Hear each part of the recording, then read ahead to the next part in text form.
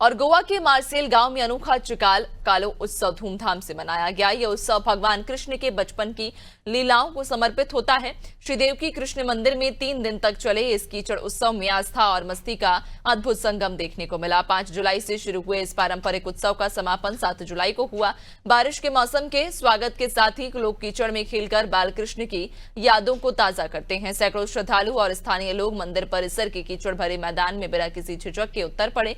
बच्चे, युवा और बुजुर्ग सब ने कीचड़ में खेलकर खूब आनंद लिया। पारंपरिक खेल जैसे चेंडफली, जिसमें कीचड़ के गोले से खेला जाता है, और खुट्टी यानी कीचड़ कुश्ती ने लोगों को उत्साहित कर दिया। पूरा इलाका कीचड़ में सराबोर होकर भक्ति और उत्सव में डूब गया। ये उत्सव गांव की एकता और परंपरा को भी मजबूत करता है। हर साल लोग बड़े उत्साह से इसमें हिस्सा लेते हैं और यही वजह है कि चिकाल कालो आज भी लोगों के दिलों में बसा है।